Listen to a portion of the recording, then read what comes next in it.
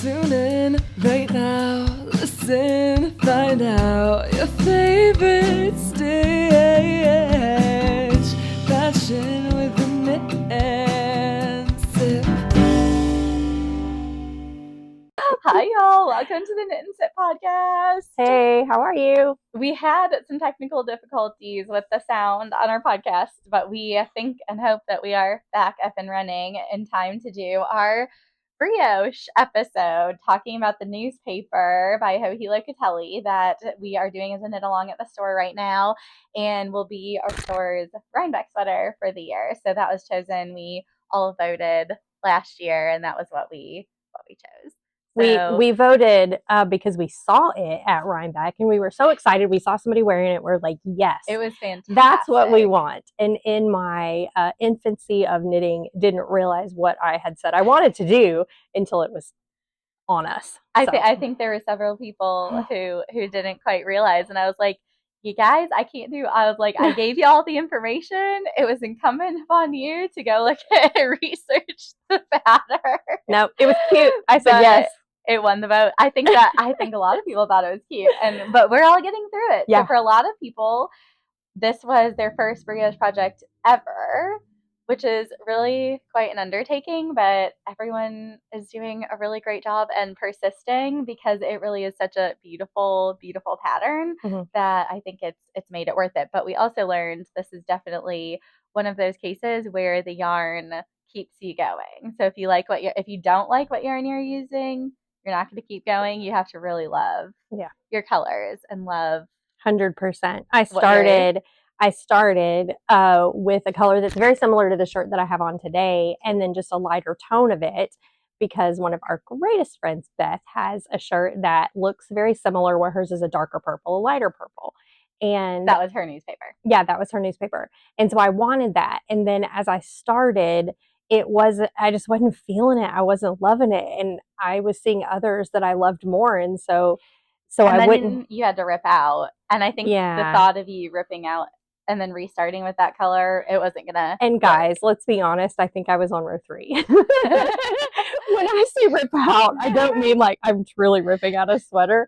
I meant like just even going back that far like hurt my heart. So I was like, I don't think I can do these colors. I need something different. So last Friday completely started over and was ditched the blue and went for something a little crazy cool. Yes. Show us what you got. All right. So I chose something that actually looks like your sweater. I chose Red Bank, which if you know me, you know Red Bank is my very favorite colorway. That's from Chelsea. And it is my favorite. I often say Red Bank for president because I love it that much. I would vote for it. And then also a mustard. And the mustard, remind me, that was... Favorite leather boots from Chelsea. Thank you. Favorite leather boots from Chelsea. It's an 80-10-10 also. Yes. So I am thrilled. If you can see, I'm past row 5. I made it past row 5. I am not quite to the section where I switch my colors, but I'm close. I'm only like, I think 3 rows away till I switch it. And I'm so excited. I love it. I do love it. It's beautiful. So let us know if you've ever done the newspaper. Let us know, and let us know what yarns you use, what kept you going. Some people, it might be, not have even been a big deal for you. But like I said, for a lot of people here, it was their first brioche attempt ever, and it was a garment. So I did do a class before to teach a brioche basics and then a little bit of fixing. But I've definitely gotten good at fixing things. Thank goodness.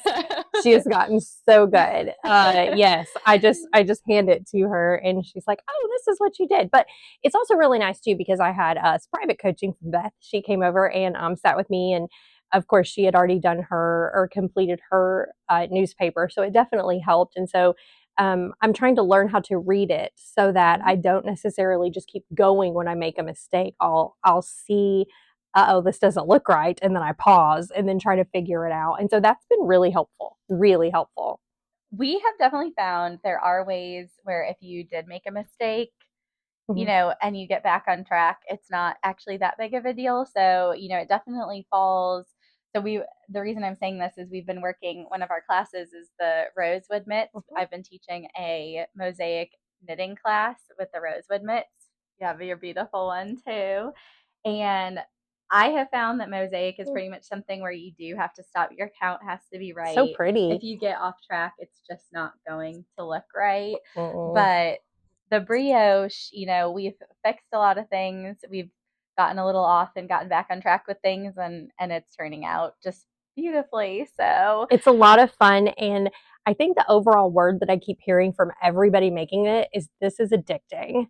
And yes, I think very it's fun. meditative once Yes. you get going. Very. It really is. And like my friend Lisa and I were just talking about how we want to see what it looks like. And so, you know, I'm ready to get to the next section because even though I know the colors are just going to switch, I just want to see what that looks like. Right, and so the that's stripe factor. Yeah, and so that's so much more encouraging and keeps you going so much longer than just a knit that's the same color all the way down. You know what that's going to look like.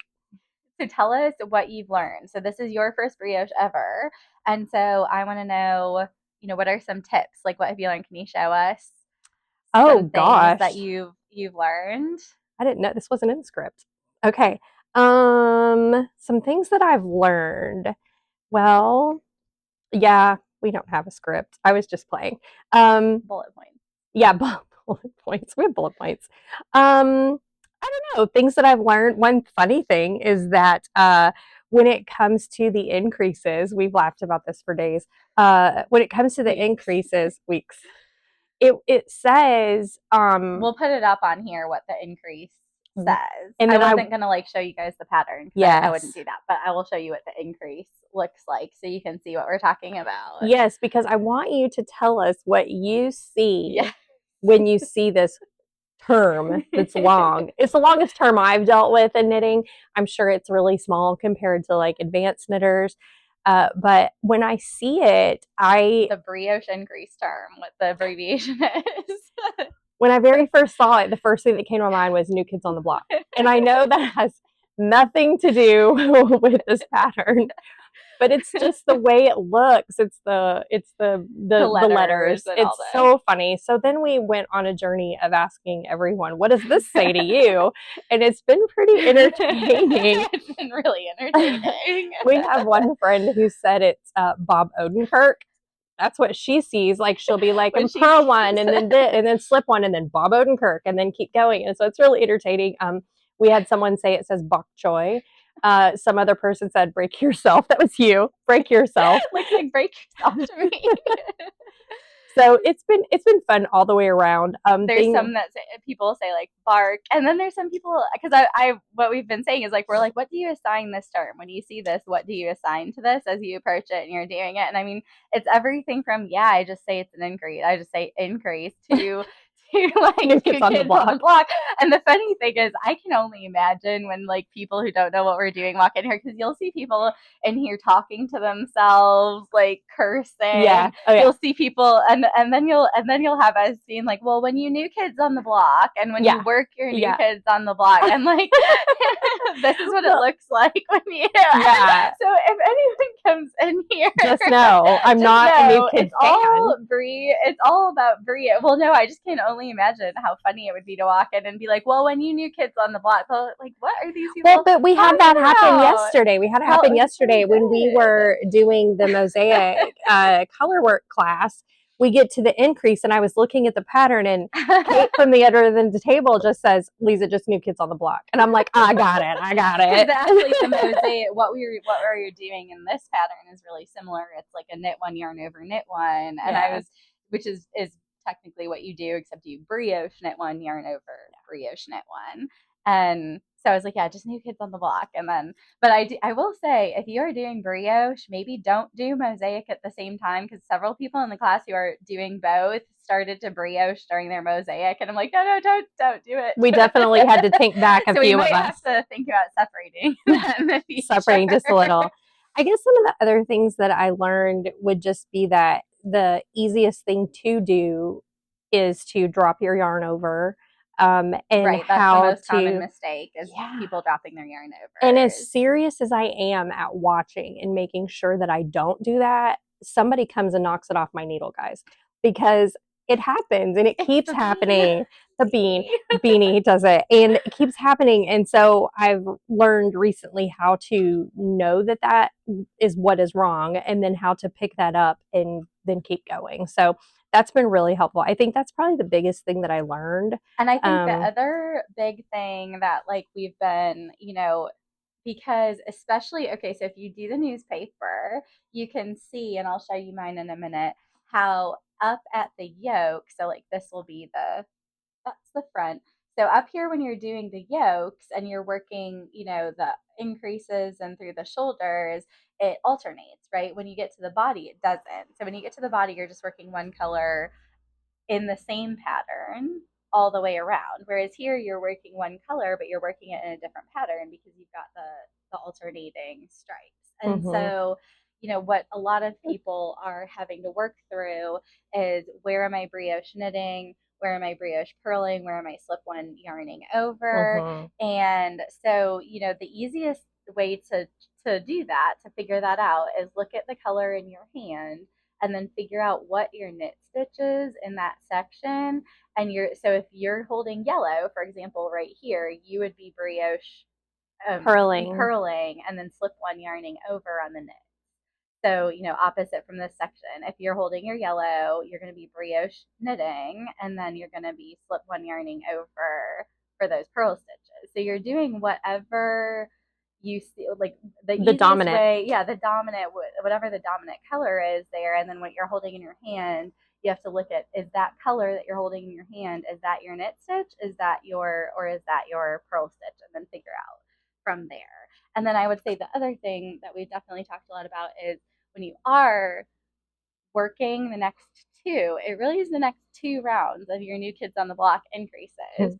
When you're doing that, the first round is almost more intuitive because you approach it and you know that you're going to purl the middle increase stitch. But then that purl increase stitch on the next round, it just looks weird. It looks like you've messed up. And it doesn't look like anything else. And people are doing like strange things to that stitch, like potentially absorbing it into another stitch because it kind of looks, which I think is what we were working through the other night. And so if I've seen people absorb it, drop it, all of the above. And so I think, common errors, definitely dropping yarn overs, and then common errors on working the 2 rounds after your increased stitches. So, if you're going to do that pattern, think about those and maybe make sure you have someone who can kind of help you through that, and just come over here. Right, just come over here because we've done it. So I will show you mine. I am working through the 4th stripe here, and I'm going to do one more stripe. So in the pattern on her version on Ravelry, she's done 5 stripes, and I do want or it looks like she has it. I do want my rust color to be the ribbing, so I'm going to do just one more stripe, just have that gray so that then the ribbing can be the rust. So that is mine so far, and then my rust color will be my collar as well. And so Lisa's using the Chelsea 80-10-10 sock yarn, and I am using LBA. So the gray with the variegated in there is called Driftwood Graffiti, and then I believe the rust is called Rust, actually. So that makes sense. Yeah. So I think that's what we've got going here, and I'm really excited about it. I know it's not technically my color. I mean, even oh my gosh, look at this! Like when I put it, and then that's my color, and it's like that is my color, and this is not my color. But hopefully the rest will be okay. Yeah, I see it. Sorry, Rachel. She understands. She's just really glad we see it. Right. I saw it. It was bad. She's just glad we see it. Just really, but these are your colors. These are mine. So yes, these are mine. This is mine. So it'll probably look the same, but yeah. And this that I'm wearing is my finished test knit. Let's see if we can see the pretty sleeve details. So this is the Adele sweater that I'm test knitting for. Iris Makes is what she's on Instagram, but it's Iris Hardage. And so yes, hopefully, I know that this is due October 5th, so hopefully she'll be able to publish it soon after that. And I'm doing one in green as well that I learned a hard lesson with, which is that DK, this is DK, so this is also LBA. So this is the goldenrod color with DK, which is Wensley worsted, not actually worsted, just spun worsted. So Wensley worsted plus Surrey, so DK plus a Surrey. and my gauge is good. But I also did a really pretty green one that I love the color of, and it is Hairstyle Designs worsted with with an LBA Surrey, and yeah, that's not Aran weight gauge. Apparently worsted plus Surrey is not necessarily Aran weight gauge. So this was a DK plus a Surrey, and similar pattern that I'm doing. I actually had a similar issue with. So I still need to figure out if it's Rebel or Rebel cardigan by who is it by? Polystrict, and kind of had the same issue. I was like, oh, an Aran weight gauge, so I put worsted with a Surrey. It's not the right gauge. Nope. So, yep, that's okay. I'm not upset. And honestly, if I hadn't been testing the sweater, I never would have done a second one. I'm only doing that so that she gets, the right information that she needs for it, and I will happily wear the just slightly oversized green one too, because that green one, I didn't have a green sweater. I really wanted a green sweater. Beautiful, it's though. Gorgeous. I'm glad you did it. I'm not finished with it because I realized that my gauge was off, so I did this one. I like this part, how it splits, like it's like all ribbed like the same, and then it splits apart. I can't see that, but I can move it. Whoa! Oh no, that's bad. I could stand up a little. There you go. That yeah, that's better. Yep, you can see it. Yes. No, so I'm really happy with it, and it is one of my. I changed the pattern, so this is gonna be one of my fast fashion remakes. Because the other one I was gonna do I didn't like as well as this. I saw this came out. She was asking for test knitters, and I was like, yes, I want to do that one because I really like this. So I'm very happy with it, and I can't wait to. So I'm absolutely frying, and this is like 80 something degrees out, but it's worth it. But I can't wait to actually wear it outside in the world instead of in air conditioning. So be very excited about that soon. And yes, so that was our discussion about the newspaper. We want to know what value you guys assign to the brioche increase. What crosses your mind when you see this term? That's what I want to hear. I want to hear from every one of you who's ever made it, because now it's just fun. And it's really fun to assign it a funny value. So, and then, yes, so talking through some other color work. So at the store here, so if you're local, we're doing, and let us know too, because we can always see about maybe filming the class too. So if somebody wants to take it, we can see about filming it. But we're doing a color work series through the fall. So we just started, but each class is 2 sessions. So the mosaic class, we just did the first one last night, and that is the rosewood mitts. So I really sized down this pattern because this is for my daughter. This is what like normal, actual size of the pattern would look like. But what I did is I sized down 2 needle sizes for hers and did the extra small size. But I do want to really say about the rosewood pattern. So I'm also doing some mitts for my son in a plaid, and that pattern is not beginner friendly, but this pattern, the rosewood mitts, is so beginner friendly. I mean, I don't know how you feel about it, but I do. I felt like everybody, I think there were 6 or 7 people, and everybody was, picked it up by the end. Yeah. Well, and it always really helps to have Kate too walking you through. And when you take these classes, it's really cool because not only do you have the pattern, but then she's done it ahead of time. She's worked ahead. And so she already had this completed. And so then she can point to and show you what you're doing and where you are at the time. But also she gives you tips and tricks, and so that's always so helpful. I broke down like every row. Every row. Like, this is what you're going to see. You're off track if it's not this. It needs to be this, and get back on track. And yeah, if you are not slipping your main color or whatever on this row, you're wrong. Yes.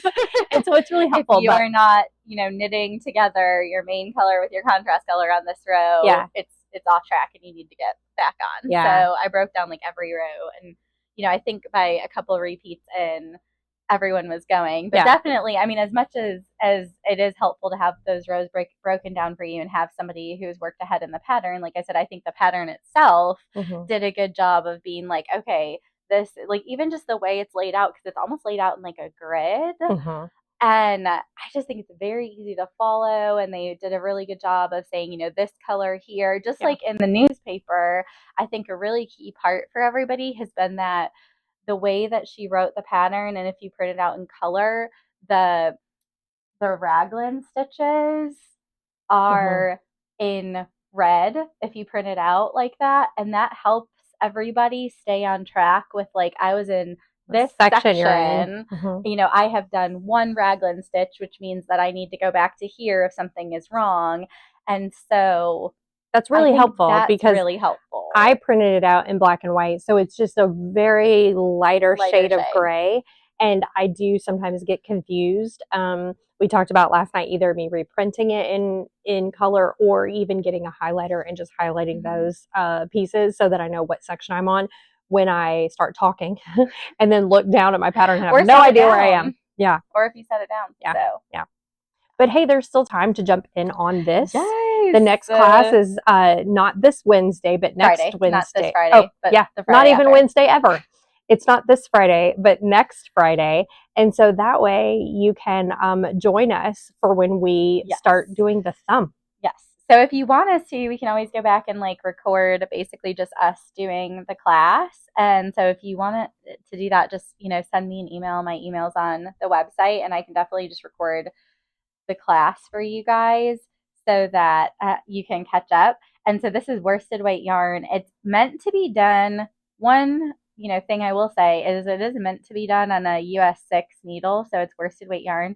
But both for myself and for my daughter, I actually used a US 4 because I wanted a tighter gauge. I actually thought it showed the pattern better, and also if I'm doing mitts or something, I want a tighter gauge because I'm doing it to be warm. So I did a 4 as well. Like this is like the size medium on a US 4. And I mean, it fits both of us just fine. And we definitely have different size hands and everything. And then, you know, this is for my daughter. It definitely does not fit me. But so I did the extra small size so that I could get it for her. And yeah, it's, I mean, I think look at that, gave about an inch off or so there. So that will be good. That will work out well for that. But yeah, so if you do the rosewood mitts, and we'll put both of those patterns in the description, the newspaper and the rosewood mitts. And if you decide to do those either on your own, or if you decide if you want us to film the class and join in that way, or we can, so for the next class, we could actually like probably have people on virtually if you want to do that. I haven't done that yet. And so if anyone is interested, I'd love to have you guys on virtually and just send me an email. And yes, get on the colorwork train. It's not just mosaic, because then it's how many more? Stranded, like 4? So October is stranded colorwork, and it's the tartan headband, which I can put a picture of. And then November is corrugated ribbing, which gives people a chance where if they didn't do, because corrugated ribbing you can actually do similar to mosaic where you're slipping stitches, but you can also do stranded corrugated ribbing. So 2 different fabrics created there. And so I'll have 2 different samples worked up depending on what people want to do. But that kind of gives people a chance where if they haven't taken the prior classes, they can do that. And then December is our Intarsha kitty sweater, which I can show. I'm excited. I'm very excited for this. I'm going to try to make it a dog. I have to make it a dog. I'm a dog person, you guys. And I don't know what my dog would do if I came home in a cat sweater. So that's the Claire Slade kitten sweater that we'll be working through in December. And I did it in like 3 days. So, I mean, I think people will be able to. So most humans, it may take us like 2 weeks. but it gives you, you know, you have December. Yeah. So, and I'm obviously available for questions otherwise too. So fun. But it's really, yes. So this is our colorwork series. And then a few of us on Monday night this past week took a fission knitting class with Mary Martin, who has quite a few fission knitting patterns. And we will be doing that then. So the class was for local yarn stores to be able to come back and teach it. So that will either be, you know, aiming probably for January to do that, but it may end up going into February. It's always a little bit hard to catch people the first part of January for classes. So it may be that we do a class in January and then a class in February for it, just because people are traveling or really burnt out from the holidays and things. So that will be, so it's basically September, October, November, December, January, maybe part of February for colorwork. So if that's been any of your goals, like it was yours, it was mine, then join in. And there's lots of different, you know, options of colorwork, right? So like mosaic and brioche, you're just working one color at a time each round, and the patterns are created by slipping stitches. And then you've got stranded knitting, which you're working with 2 yarns in one round. And then, again, so November will be practice of that. And then, of course, in Tarsha, you're building that really big color block where you're overlapping the yarns and things like that. So very exciting. And yes, lots going on. So let us know if you want to get involved, or at least just follow along, and we'll keep kind of showing you what projects that we're doing for those and the updates. I know next class we're going to be working on the thumb gusset. So I've asked people to kind of get up to where we've split off for the thumb gusset, because a lot of people haven't ever done one before. So we're going to work through that. So Me. yeah. I'm ready. Well, I hope that you guys might think about color work coming up for you, whether that's brioche or whether that's, mosaic, whatever you're thinking about. But it's definitely a cool way to change up your knits. And we want to hear from you with what some of your other color work patterns are. So thank you guys for joining us. Have a good week. Cheers.